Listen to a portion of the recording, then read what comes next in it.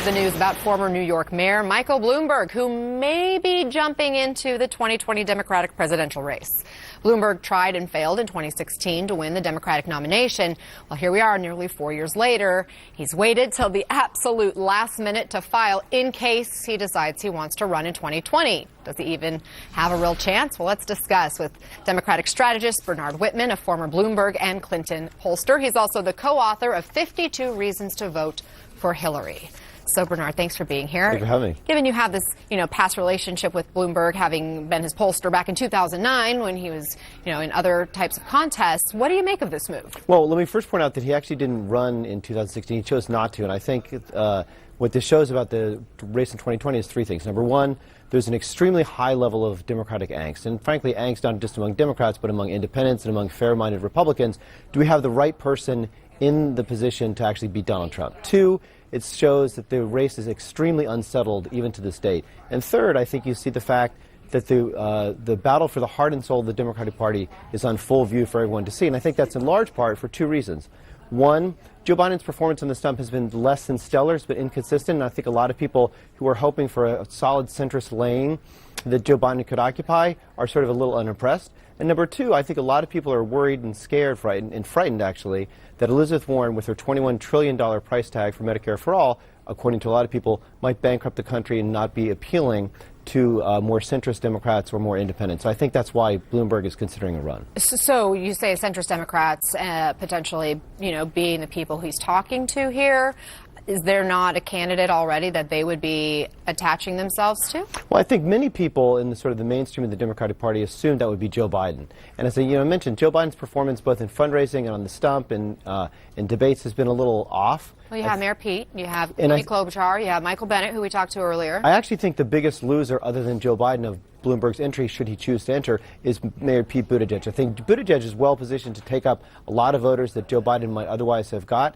And if Mike Bloomberg enters the race, I think that might pull from Buttigieg's voter turnout. Do you think if he enters the race, it could also backfire in the sense if he is concerned about, people like Elizabeth Warren or Bernie Sanders and their more progressive policies, maybe not encapsulating as many voters in a general election? Do you think that it could actually create that much more of a spark behind their candidacies? Well, I think that honestly, Mike Bloomberg is very underestimated. He was, after all, the mayor of America's largest city, most diverse city for 12 years. He's made incredible investments in terms of working for gun safety, climate change, urban infrastructure, a lot of issues that Democratic voters hold very dear. And the idea that he has sort of late to the stage, I just don't think is actually borne out by the data. Do you think he would be prepared for this kind of scrutiny he would be under? He's obviously run campaigns multiple times here in New York City, which is the biggest city in the country, but it's not, a national campaign. Yeah, look, I think Mike Bloomberg has been on the stage for more than 24 years, and I think that he is very, very well prepared. He's a data-driven guy. I think clearly he's done a lot of work to understand that there is a potential opportunity for him here, and I think that he, like many Americans, are worried.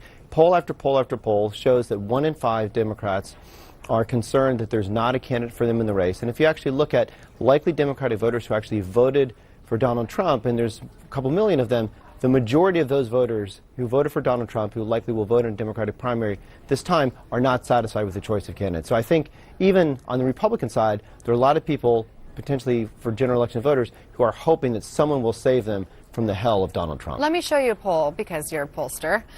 This was from March. This is when it was still unknown and prior to, really knowing his direction when, he since announced that he wasn't going to run. But he was asked in a favorability question here, and this is the results. His favorable ratings, 27%. Unfavorable was 38%. That's upside down. Yeah, well, that's also when he's not in the game. He's not in the race. He's actually not on television. He's not giving speeches and so forth.